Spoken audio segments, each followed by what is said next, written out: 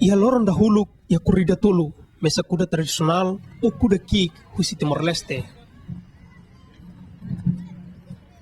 Mesa kuda hirak nebe mak forte no espiritu atau funo. Ia momento nebe mak difícil mahira kuda at halai. Kuda hotu-hotu ho ansioso at halai. Dalam rumah betul-betul saya complicado.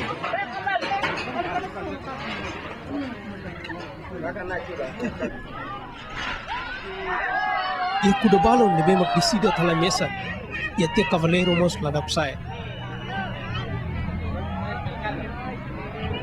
Evento ne assistimos e mabot balon hanesan ex-presidente Gerardo Majorta nebe mak gosta criar eventos esportivos nebe mak belelori mas na sauniang Bahia Reliur. Marcamos presença ministro Gil Alves nebe mak ministério sai patrocinador principal da corrida ne. Sim, e enquadramento e desenvolvimento Timor-Leste, desde o princípio, cara, que o desenvolvimento tem que ser mais equilibrado, né? E sustentável e Timor-Leste toma, né? Lá os dedos concentram em fatina. Também, né? Mas a parte fronteira, né? O projeto do hipódromo, né?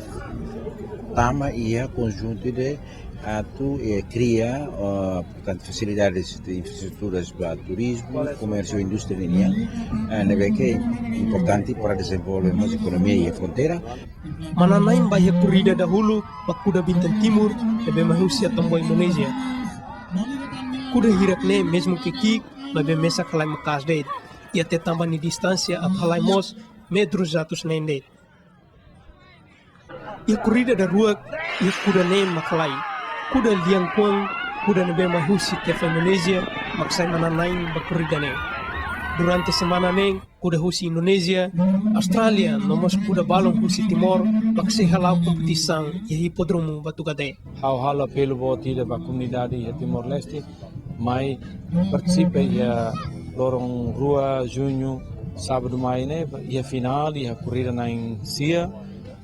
Corrida tradicional na Hat, corrida internacional na Lima, se vê a comunidade completa toma mais apoio a mim né e daí evento vida que ia feita.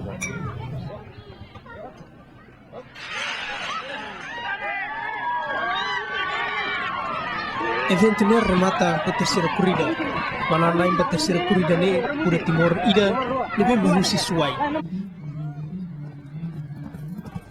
Delfim de Oliveira, Carlos Narciso, de Vitel.